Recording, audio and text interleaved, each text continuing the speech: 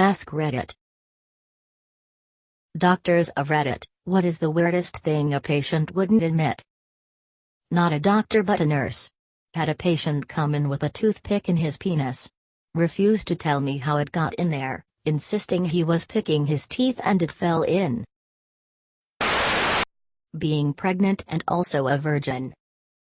People actually believe women can get inseminated in a public pool or after their parents had sex in the jacuzzi and the girl uses the jacuzzi and is inseminated by the father. I admitted a guy for chest pain. As part of the workup, I did a urine drug screen which came back positive for cocaine.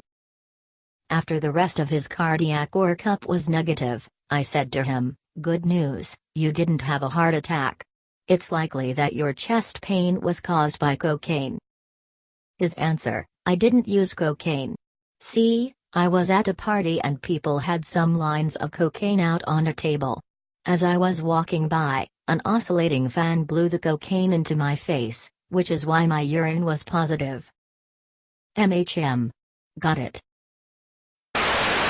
Nurse here. Had parents bring their 3-year-old son to the emergency department for 1 month of abdominal pain that kept getting worse.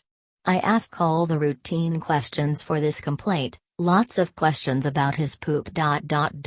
Is it bloody? Diarrhea? Mucus? When was his last bowel movement? Any changes in the stool? They deny any other concerning symptoms but abdominal pain. We do blood work, ultrasound, X-ray. Everything comes back completely normal but the kid is intermittently screaming in pain, curled in a ball. Over the next 5 hours I continue to repeat the same questions. I asked repeatedly if there was anything else going on that they could think of. Nope. The kid just doesn't seem well but we have no reason to keep him. We decide to watch him a little longer, let him eat. The kid eats a bunch, a PBJ, apple juice, crackers, popsicle, no pain so we decide to send them home. I bring in the discharge paperwork and I'm about to start going over instructions and dad goes, for the past 3 months he's had a lot of worms in his poop. Worms. Effing worms. You spent 6+ hours denying worms. I literally just turned around and walked out of the room without saying a word. I was laughing almost to the point of tears. Could not wait to tell my resident. Deworming medications, a shitload of wasted time, and they were on their way.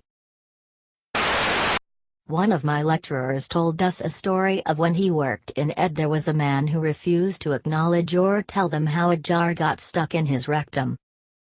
They were taking him to the OR as it has created a vacuum seal and couldn't be removed without shattering but realized his BSL, blood sugar level, was off the charts. Really, really high. They were considering postponing the surgery to work out WTF was going on. When he ended up talking he told them the jar was full of honey before it got lodged, and was rapidly absorbed by the rectum, causing the insane levels. What? I'm a pediatric dentist, so maybe not the type of doctor you were looking for, but this one throws me for a loop every time so I'll share it. When I sedate kids they have to be NPO for 8 hours before, so I always ask if they had anything to eat or drink in the morning. Parents never want to admit their kid ate or drank, even when I remind them it's very important because if they vomit and aspirate they could die. Often they try to minimize it and say it was just a few bites, but one kid walked in eating a bag of Cheetos at reception and then the parent insisted to me that they hadn't eaten. Yeah, I'm 100% not sedating your child today. Obligatory. Not a doctor, I'm a nurse. We had a patient come into the operating room for brain surgery. Probably a mid-50s guy with a nice head of light brown hair. Before a patient comes into the actual operating room we ask them a series of questions, including whether they have any implants, jewelry, non-hospital clothes on, etc. Guy says no to all the questions. After the patient gets put to sleep, the surgeon grabbed his hair to start shaving it off, because brain surgery, and all his hair peeled off because he was wearing a wig and didn't tell us. We almost shaved his hairpiece because he wouldn't admit to anyone he wore it. Nurse here, had a patient accuse me of shitting in her bed, and threatened to sue me for malpractice. Keynote, she never got out of her bed. Had a patient in hospital, I forget what for. The point is that he disappeared for a few hours. When he came back he was tachycardic to 160 bpm, massive pupils, couldn't sit still. We asked him what he'd taken while he was out. Nothing, he swears, he went to the pub and just drank lemonade. Okay, we say, we're gonna take some blood and find out what you've taken. He then pipes up that the friends he was with would think it was funny to spike his drink. What, we asked, did he think they might have spiked his drink with speed, he says. What do you know, bloods confirmed that he had taken speed. But he insists he didn't take it, his drink was spiked. I guess it's not super weird that this patient wouldn't admit this, but it's weird in the sense that it was super obvious what happened, so he might as well just admit it. I used to do patient registration in the ER. Two of us were wheeling around our computers and registering patients off of ambulances and getting patient information in rooms. A middle-aged guy comes in on an ambulance and my coworker takes it. So I'm finishing up some paperwork and I go to our front office and pull up the patient tracker board so I can see what still needs to be done, and a new patient pops up on the board. Chief complaint, eyeliner pin stuck in penis. My coworker walks into the office looking scarred. She explained the nurse asked him what happened and he said he slipped. She told him that doesn't seem likely. So he said he had an itch and thought it would help. We later found out from the nurse that he finally admitted that he saw it on TV and thought it would feel good.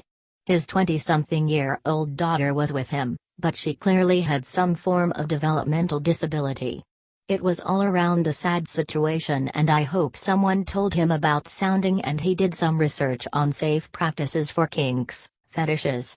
Apparently they were both lodged in there pretty badly. Edited for clarity, sorry lol. Obligatory not a doctor. Used to work PR and marketing in an inner-city hospital. Was once hanging out with the ER folks when a regular came in. He was into self-harm. This would have been in 2000-2001 or so, and I was young, so I had never even heard of this. This guy had spent hours burying a Phillips head screwdriver in his abdomen, carefully working it around major organs. He was a Vietnam medic and had some training, so he could feasibly do it. He straight up said, "What screwdriver? You all are crazy." The attending was staring right at the X-ray and the handle of the screwdriver sticking out of his abdomen. The screwdriver must have been 4 inches long. I still shudder. This one is sad, from my old roommate. Girl had a very large lump on her breast that she didn't tell the doctors about. She actually went to the hospital for migraines, saying they were getting increasingly bad. When they found the lump, they asked why she didn't say she had that. She said she knew it was going to kill her eventually, but she just wanted to get rid of the migraines because they were giving her a lot of pain in her last months. I'm a nurse. I had a kid once who I needed to get a urine sample from. He was 8. I gave him a cup and pointed him to the bathroom. I went to check on my other patients and came back, kid was still in the bathroom. I go knock on the door, "Hey buddy, you okay in there?" Sync on full blast. Yep. Everything's fine. I go back to his room a few minutes later and he hands me a bag full of water with a cup inside that also appears to be water. I pour the water out of the bag. "Hey buddy, are you sure this is urine in this cup?" "Yay. My pee is always clear." PT is wheeled off this ray. I check the temperature of the so-called urine in the cup. It was ironically the same temperature as the water from the faucet. Come on little homie, you gotta do better than that. That they don't know how to read. I've been taught the trick of handing a paper upside down to them to see if they can read. It's good to know if they don't, so you can make extra sure they have a full understanding of their instructions instead of saying to read the details on the sheet. They were almost 60 years old and taking a drug to make them lactate so their husband could pump them as it would help their fibromyalgia. Took a while for them to admit why they were taking it. When was their last meal? They think they can fool their PET scan, end up losing money, time and over-irradiated. That she could actually see. We had this lady that came into the ER at least once per month, usually cheek pain. She was 30s, morbidly obese. She had seen multiple specialists. Had her heart/lungs GI system examined in almost every conceivable way. One night she comes in with sudden onset blindness. Not her first time with this complaint either. Last time she got a trip to the retina specialist. When I examine her, I walk around her bed and she tells her friend to get her feet off the chair so I can get by. She plays it off super cool by adding, "If you have your feet up like you always do." Then the neuro exam. I have her touch her nose, then touch my finger. Her idea of how a blind person would perform this exam is to touch her nose, then wobble her hand from side to side as she touched the end of my finger. Not to mention the near constant eye contact as we talked. I would ask a question and start moving while she talked, and she would follow my eye perfectly. She was extremely relieved to find out she had conversion disorder and that her sight would be back soon. Edit, maybe it was factious disorder. I tend to believe all her chest pains and crazy complaints were real feelings she was having due to a number of her social, psych issues. In the ER at midnight, it's a lot easier to tell her it is a symptom of dealing with whatever social drama was happening in her life and that her eyes worked fine, instead of telling her she was lying to me for some gain. Either way, she was sick and needed reassurance. She was genuinely relieved though. On the finger-to-nose test, she touched my finger on the first try, but instead of a straight line she moved her hand back and forth about the 3 inches the whole way there, but directly there. My finger was probably 2 feet in front of her face. Once had a woman come in for a possible yeast infection. On exam she had a glass bottle stuck in her vaginal filled with urine. Totally wouldn't admit it was hers or explain how it got there even after we removed it. Just kept saying, "I think this is all a joke and you put it up there." Other than all the random things that end up in rectums accidentally. Drunk electrician with the longest drill bit I've ever seen sticking through both legs and impaling his scrotum in between like a really gross kebab. He was so drunk he thought he broke his hip, denied owning any drill bits or for that matter having been drinking. Most common are the numerous drug docs screens we do that come back positive for something and everyone is shocked, borderline offended it got into their system. I once had a patient come in with large calluses on the front of his ankles, which is a very unusual place to get calluses. I brought it up a few times because I thought maybe he was wearing his shoe wear improperly, but he kept waving off the question. Eventually I got him to admit that the calluses are there because he recently started taking a prescription antidepressant medication which made it very difficult for him to achieve orgasm. He found that if he lay on his living room carpet with his legs bent out beneath him in a W fashion and jerked off for several hours, he was able to achieve orgasm. Had a patient refuse to admit he swallowed a pen, even though an X-ray showed the pen in his small bowel and we took the pen out during an emergency surgery. I volunteer at an ER. Prisoner shoved a ballpoint pen up his urethra to get out of being stabbed, if I remember correctly. Insisted he had no idea how it got there. We spent hours deliberating how to get it out, and he just reaches down, still in his handcuffs, and pulls it out himself. Edit, you can't get stabbed if you're not in the prison, and any sort of self-harm will land you on suicide watch, which is brutal as well.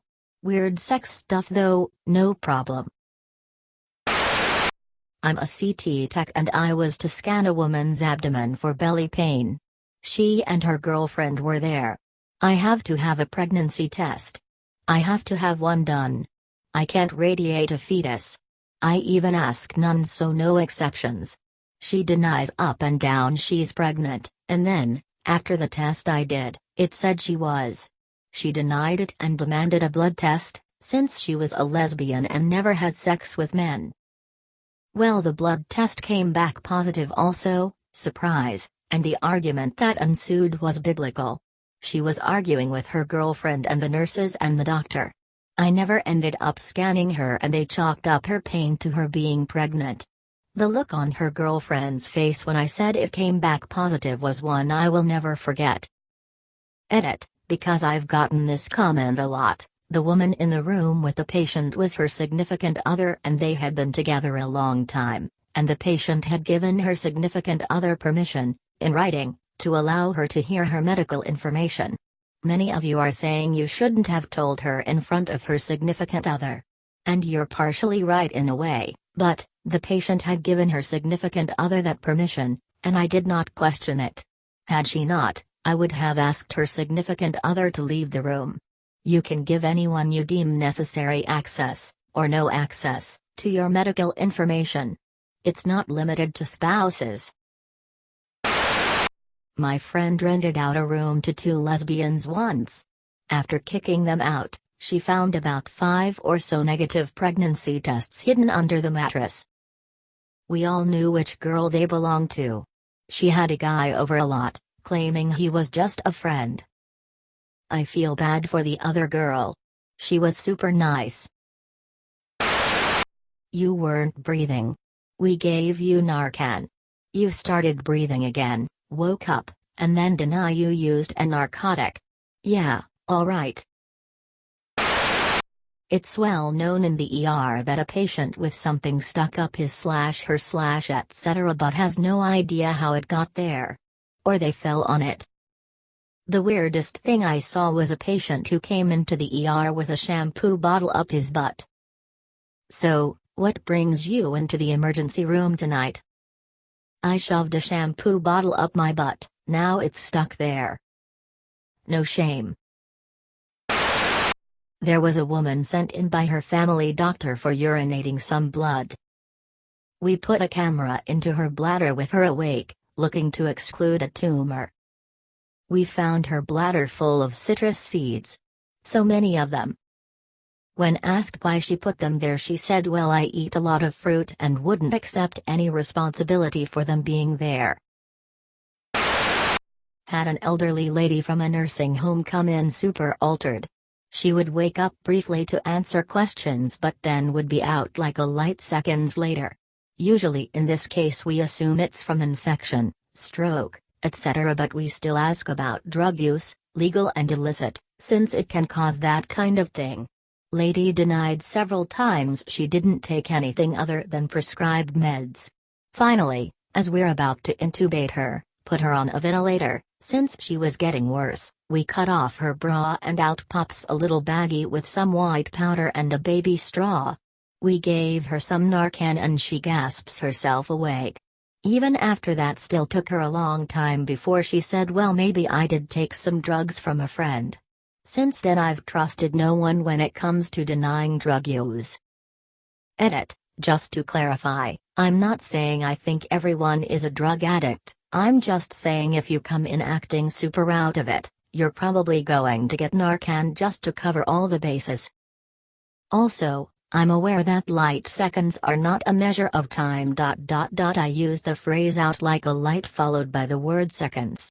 Just confusingly worded, I guess.